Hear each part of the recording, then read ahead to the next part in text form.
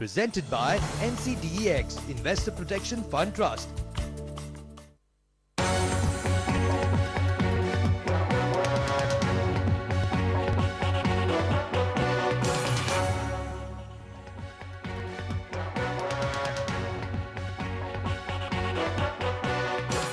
Commodity बाजार लगातार तरक्की कर रहा है। देश के कमोडिटी बाजार में मौजूदा तौर तरीकों से हो रहे कारोबार को 10 साल से ज्यादा हो चुके हैं और इन 10 सालों में कमोडिटी बाजार 120 गुना बढ़ चुका है।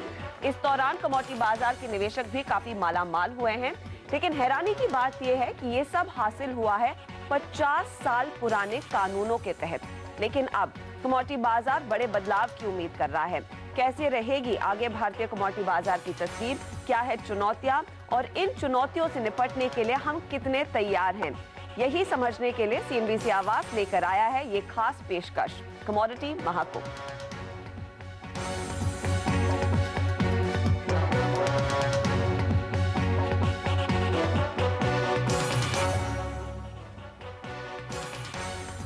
और इस खास पेशकश में हमारे साथ जुड़ रहे हैं हिंदू बिजनेस लाइन के कमोडिटी एडिटर जी चंद्रशेखर, केयर रेटिंग्स के चीफ इकोनॉमिस्ट मदन सबनविस और साथ ही आनंद राठी कमोडिटीज की डायरेक्टर प्रीति गुप्ता। इन सबसे डिटेल में चर्चा करेंगे कमोडिटी मार्केट की अब तक की जर्नी को लेकर और साथ ही यहां से आगे की स्थिति कितनी और मजबूत है और क्या तैयारी करनी चाहिए भारतीय इकोनॉमी को कमोडिटी बाजार से ज्यादा फायदा उठाने के लिए।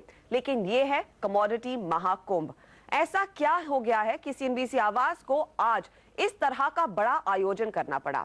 आखिर हुआ क्या कि हमें कमोडिटी बाजार की सूद लेनी पड़ रही है? एक रिपोर्ट देखिए, आप खुद ही समझ जाएंगे हमारे इस आयोजन का क्या मकसद है।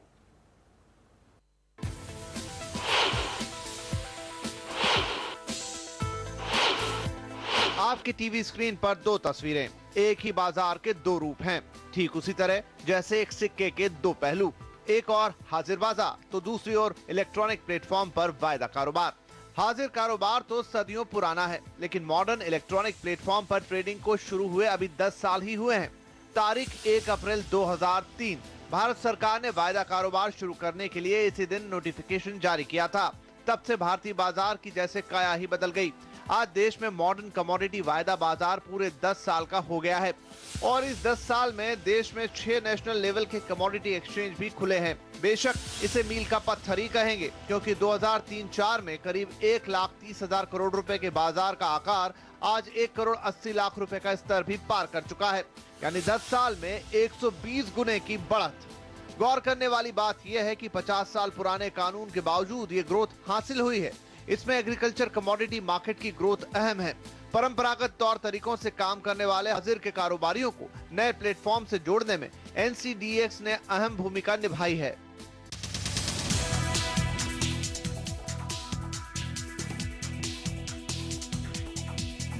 अब जरा दूसरे एसेट पर भी गौर करें, इक्विटी मार्केट। वायदा बाजार के मौजूदा कानून में ऑप्शन ट्रेड की इजाजत नहीं है।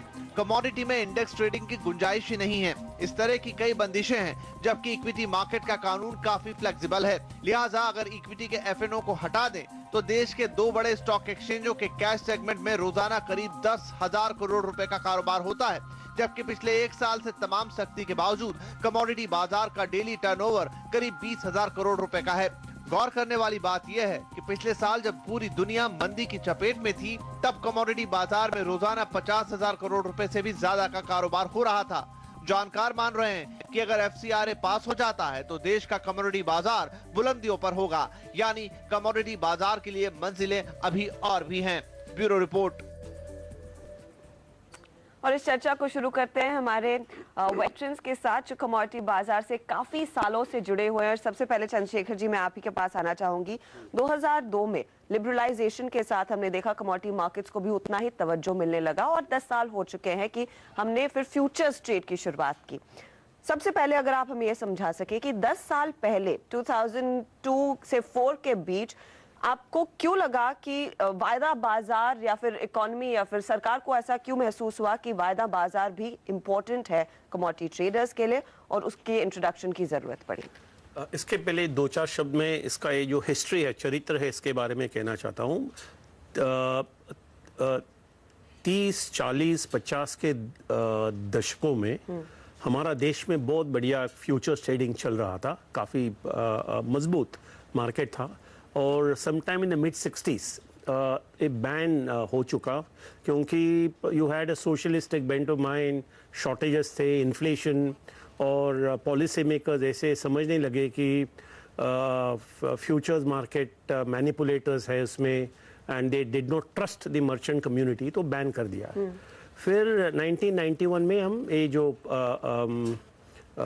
विश्वीकरण, ग्लोबलाइजेशन शुरू किया, आधुनिकीकरण और उदारीकरण, liberalisation, we started this process. तब हमारा मार्केट जो है विश्व बाजार से जुड़ने लगा, that is domestic market started to integrate with the global market. तो जैसे इंटीग्रेशन होता है तो मार्केट में वोलेटिलिटी भी बढ़ता है, ट्रेड भी बढ़ता है, तो इसमें रिस्क परसेप्शन बढ़ गया था, और रिस्क बढ़ने से रिस्क मैनेजमेंट चाहिए हमें, तो ट्रेडर्स को, तो ट्रेडर्स, प्रोसेसर्स, प्रोड्यूसर्स, कंज्यूमर्स, सबको रिस्क मैनेजमेंट टूल्स चाहिए। और ये जो कमोडिटी फ्यूचर्स ट्रेडिंग है, एक बढ़िया time tested scientific risk management tool है। तो पॉलिसी मेकर्स ने ऐसे तय किया कि हमारा जो कमोडिटी मार्केट पार्टिसिपेंट्स हैं उनको एक अच्छा एक रिस्क मैनेजमेंट टूल देना चाहिए, और futures trading is a good tool for that. तो दैट्स हाउ ए पॉलिसी इसका पास हो गया। मदन, कितना अहम रहा है भारतीय इकोनॉमी के लिए कमोडिटी मार्केट्स का इवॉल्व होना ओवर द लास्ट 10 years? ये बहुत इंपॉर्टेंट हो गया, I think for the simple reason कि हम देख रहे हैं कि at least in the last 3 years inflation has been one of the major problems which we are having. और हमेशा हम ये देखते हैं कि when inflation is high everybody gets affected by it. हम तो हमारी तरफ से देखते हैं कि कंज्यूमर की तरफ से हम हमेशा देखते हैं कि जब इन्फ्लेशन है हमारा परचेजिंग पावर नीचे होता है। अगर हम देखेंगे कि industry, if you looking at various industries which are raw material intensive, जैसे अगर हम देखेंगे कि oil seeds industry, edible oil industry, you are looking at your bakeries, okay, which are dependent on wheat, उनका जो रॉ मटेरियल का proportion है as a ratio of sales something in the region of around 60 to 70%. So automatically we get this feeling that जब भी inflation high होता है, their profitability gets affected unless they are able to hedge their positions. Now जैसे हम देखते हैं कि there are certain companies like say your oil producing companies, oil marketing companies, वे लोग तो definitely hedge positions लेते हैं international exchanges पे, because that option was always there. Now when you're looking at Indian commodities, जो ऐसे agricultural commodities, or you're looking at various metals, you're looking at chemical products, वहाँ पे it's absolutely essential that companies should be getting into this hedge position so that they're able to protect their own margins. इसलिए I think in a situation where inflation will continue to be high, क्योंकि हमने देखा है कि almost all commodities are subject to cyclical fluctuations. जब ये the monsoon fails, we suddenly realize that the prices start moving up. We have a very good crop, the price keeps coming down. You look at sugar, you look at wheat, you look at soybean, and so on and so forth. So I think we need to have this hedging tool. Therefore, I think futures trading is a very good ammunition which has been provided, not just to traders but also to the genuine hedgers. Right. यहाँ पर हमने देखा है, of course, कंपनियां जो commodity से कारोबार में है, जो ऐसे एक रॉ मटेरियल के तौर पर यूज करती है, वो कमोडिटी मार्केट्स में काफी एक्टिव हैं। लोग जो कमोडिटीज को उगाते हैं वो कमोडिटी मार्केट में काफी एक्टिव है। ऑफ कोर्स एक्सचेंजेस अपना रोल अदा करते हैं, लेकिन एक बहुत बड़ा इंपॉर्टेंट रोल जो नेटवर्किंग के तौर पर इन तमाम कम्युनिटीज के बीच है वो ब्रोकरेज हाउसेस है। प्रीति गुप्ता इनफैक्ट आनंद राठी कमोडिटी से जुड़ी हुई है और काफी सालों से। प्रीति, किस तरह का बदलाव आपने पिछले 10 सालों में देखा है, और अब आपको क्या लग रहा है इस कम्युनिटी को और मजबूत करने के लिए क्या कदम उठाने की जरूरत है इस समय? जैसे मैं हमेशा कहती हूँ कि हमारा कमोडिटी मार्केट्स थोड़ा सा डिस्टिंक्ट है फ्रॉम द वर्ल्ड मार्केट्स। हमने एक फ्यूचर्स मार्केट शुरू किया जिसमें बेस ऑफ फिजिकल मार्केट बहुत स्ट्रॉन्ग नहीं था।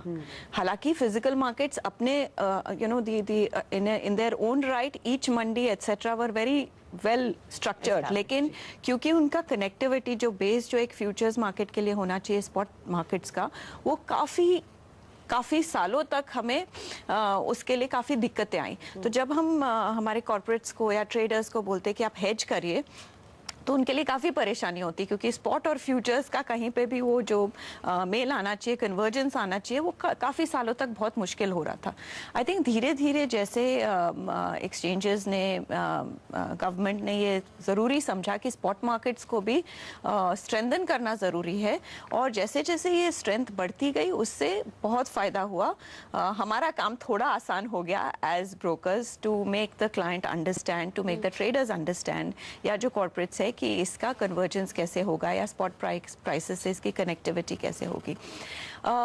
जहाँ तक कि इवॉल्विंग ऑफ द मार्केट्स का सवाल है, आई थिंक शुरू में हमें काफ़ी दिक्कतें आई जब हम एक्चुअल ट्रेडर्स के पास जाते, मंडी में जाते और लोगों को समझाते कि ये फ्यूचर्स प्राइस है और इसको आप कैसे यूज़ कर सकते हैं as a risk management tool. I think वो इनिशियल फेज थोड़ा सा डिफ़िकल्ट था, लेकिन जैसा आपने देखा है 2-3 सालों की बात थी and it commodity markets have really taken of. Up country specially जहाँ पे जो एक्चुअल ट्रेड होता है वहाँ पे अब तो it's a benchmark. NCDX prices or commodity prices, agri commodities के लिए it's a benchmark. People look at those prices and do the spot trade also. So that clearly shows कि हम 10 साल में कहाँ तक पहुँच गए हैं। अदर देन स्पॉट ट्रेड, यहाँ पर मैं फार्मर्स के पर्सपेक्टिव से चंद्रशेखर जी आपकी राय लेना चाहूँगी। क्या वो भी उतने ही इंक्लाइंड है इन टूल्स का उपयोग करने के लिए जब वो अपने प्लान करते हैं कि किस क्रॉप को ज़्यादा तवज्जो देना चाहिए एक पर्टिकुलर सीजन में? क्या वहाँ तक ये पहुँच हुई है? नहीं है, अनफॉर्चुनेटली नहीं। मैं कह सकता हूँ कि नहीं, क्योंकि 10 साल पहले जब national level online trading exchanges का जो पॉलिसी निकला, तो तब मकसद था कि किसान को, आम किसान को इसका फ़ायदा पहुंचना चाहिए। मगर over a period of time ये ज़रा सा हमारा जो फोकस था वो फोकस किसान से हट करके किसान से हट करके दूसरे मार्केट पार्टिसिपेंट्स की ओर चला गया, नंबर 1। नंबर 2, और हमारा जो फोकस था कृषि क्षेत्र, एग्रीकल्चर, उससे हट करके मेटल्स के ओर चला गया। मैं ये नहीं कहता हूँ कि मेटल्स के ओर ध्यान नहीं देना चाहिए, मगर जो द प्राइमरी फोकस जो था 10-12 साल पहले, उसका we have not fulfilled that aim of delivering benefit to the farmer. मैंने पिछले 3 साल में food and consumer affairs ministry उनके तरफ से 40-50 इवेंट्स मैंने किया है साउथ इंडिया में, और मैं देख रहा हूँ कि किसानों को जानकारी भी नहीं है कि ऐसा एक स्पॉट मार्केट, स्पॉट एक्सचेंज चल रहा है। तो इसको कैसे अचीव किया जाए मदन, क्योंकि ये बड़ा चैलेंज रहेगा अगर इस मार्केट को डेवलप करना है, इवॉल्व करना है, इन लोगों को हिस्सा बनना होगा। ये ग्रास रूट लेवल की प्रॉब्लम है। तो जैसे चंद्रशेखर जी बोल रहे थे, I think most important part is awareness. तो जब हम यहाँ पे बैठ के बोलते हैं कि we should bring the farmer on to the futures exchange, it's going to be a major challenge. According to me 10-12 years भी बहुत कम है। How do we actually educate the farmers that what is the futures, how do we come on to an exchange and trade?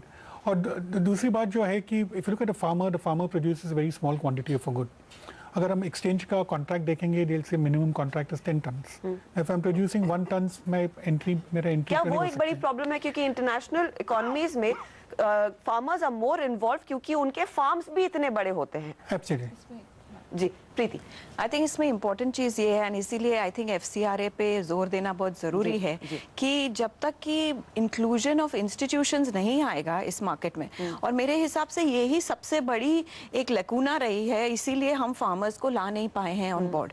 Because एक banking, farmer bank, lending institutions, ये सारी एक तरह से जब तक जुड़ नहीं जाएंगी तब तक फार्मर्स का आना इस प्लेटफॉर्म पे बड़ा मुश्किल होगा।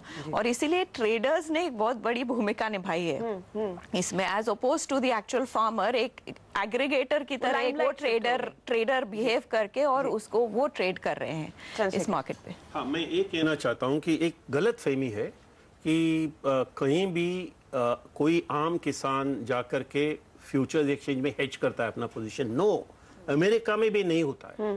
Farmers don't physically don't go to the exchange and hedge their position. Bharat में भी होगा नहीं। वैसे अमेरिका के किसान तो बहुत बड़े हैं, 1000-2000 हेक्टर वाले हैं, but they all watch CBOT prices. तो ये जो प्राइस डिसेमिनेशन है, एक अहम एक काम है कमोडिटी फ्यूचर्स एक्सचेंज का। तो ये जो information must be delivered to the farmer. तो इसमें वी नीड टू यूज, हमारे पास जो इंफॉर्मेशन कम्युनिकेशन टेक्नोलॉजी में हमारा इतना ताकत है, we have strength particularly through the mobile phones. तो इसका हमें, लेकिन उसकी भी धीरे धीरे करके शुरुआत हो रही है। कई छोटी कंपनियां हैं जो फार्मर्स को एड्रेस करने की कोशिश कर रही है, वो वेदर रिपोर्ट्स दे रही है, और I am sure with with mobile being such A important part, उसमें बदलाव आएगा।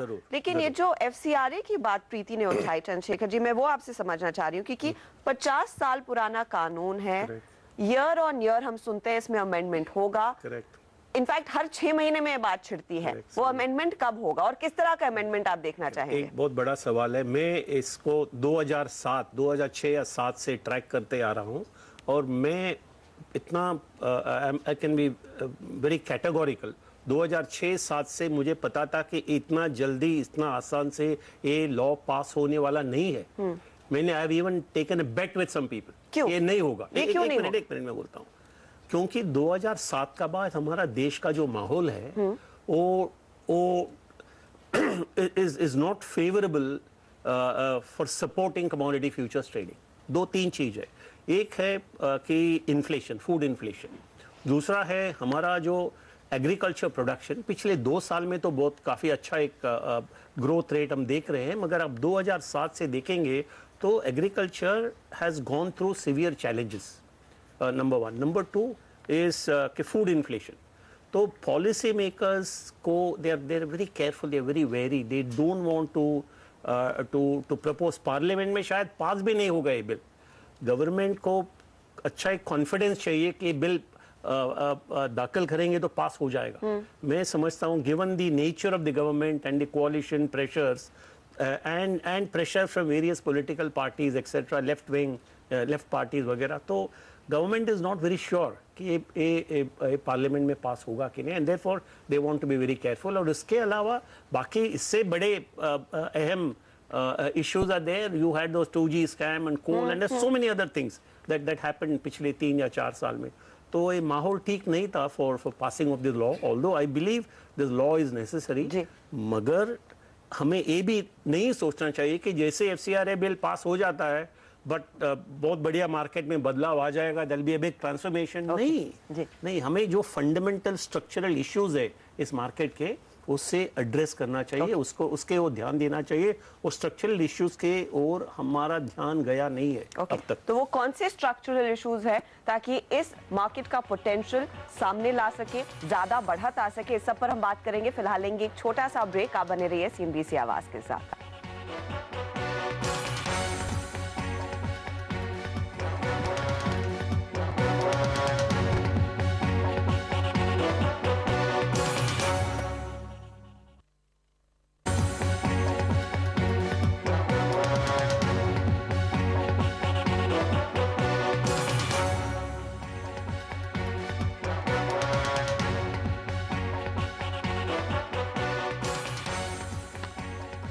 आप देख रहे हैं CNBC आवाज पर 3 घंटों की खास पेशकश। ये है कमोडिटी महाकुंभ, जहां पर हम आपको बता रहे हैं कमोडिटी मार्केट का पूरा लेखा जोखा, खास तौर से पिछले 10 सालों में इस क्षेत्र में किस तरह की इन्वॉल्वमेंट रही है तमाम पार्टिसिपेंट्स की, और यहां से आके अगर इकोनॉमी को बढ़ावा मिलना है, अगर हमें अच्छी ग्रोथ हासिल करनी है, कमोडिटी मार्केट्स भी एक अहम भूमिका निभा रहे हैं। लेकिन काफ़ी चीज़ें हैं जिनको एड्रेस करना अब भी बाकी है। हमारे साथ मौजूद है इसी इंडस्ट्री को काफ़ी करीबी से जानने वाले लोग, प्रीति गुप्ता आनंद राठी कमोडिटीज़ की, इसके अलावा मदन सबनविस जिन्होंने इस मार्केट को ग्रो होते देखा है पिछले कई सालों से, और द हिंदू बिजनेस लाइन के commodities editor ji Chandrashekhar.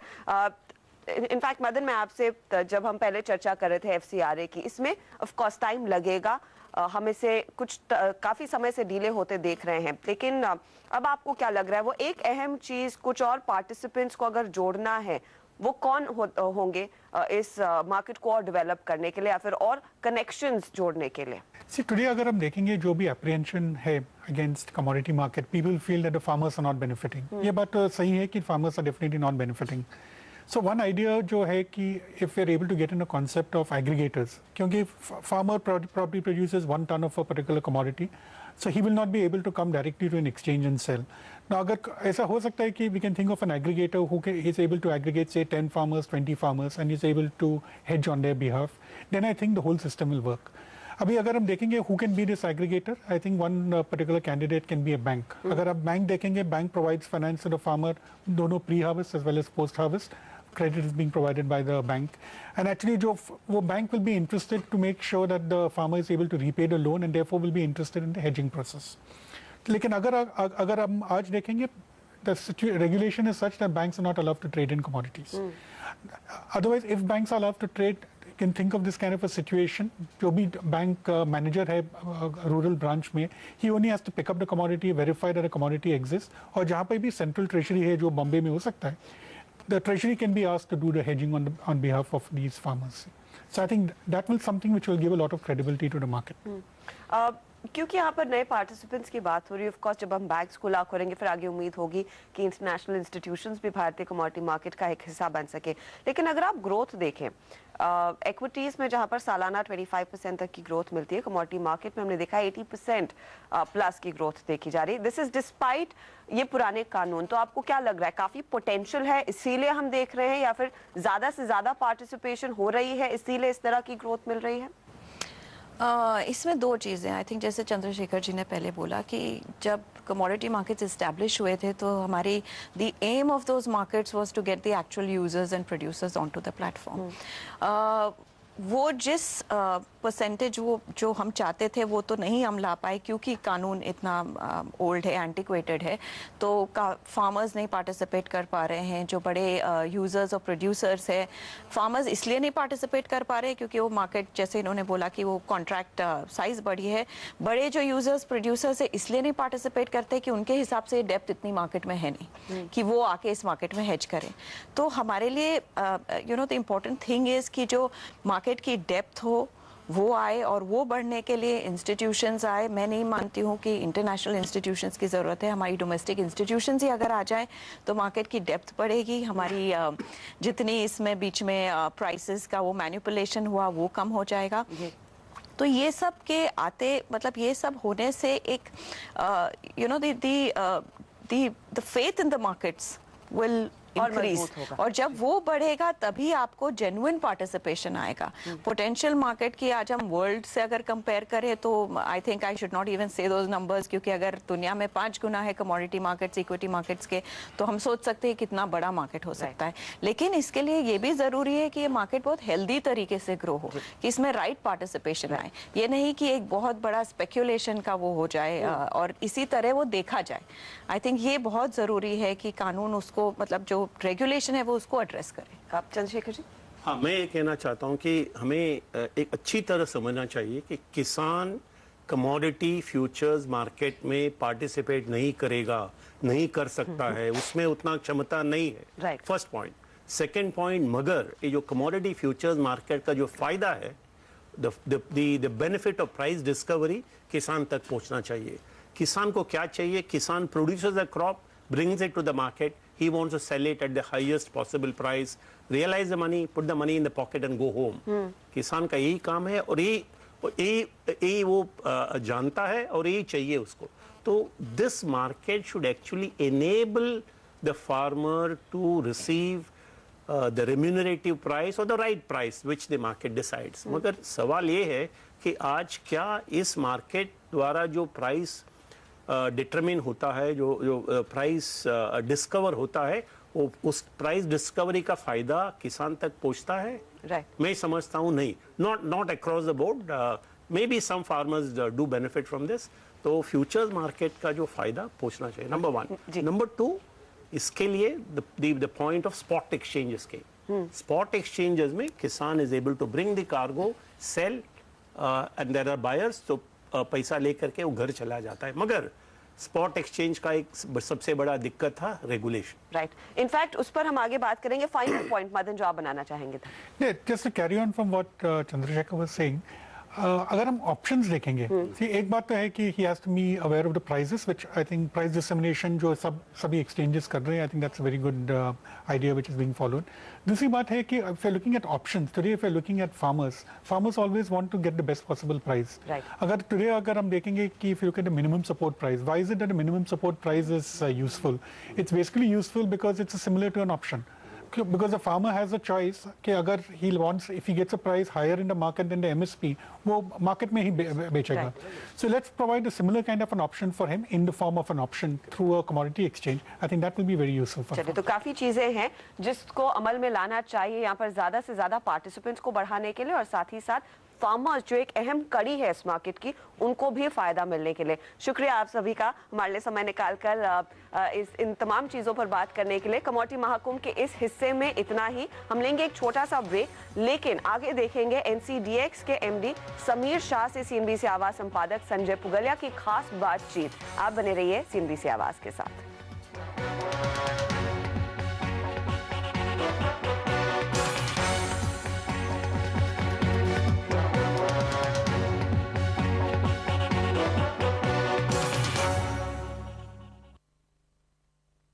Presented by NCDEX Investor Protection Fund Trust.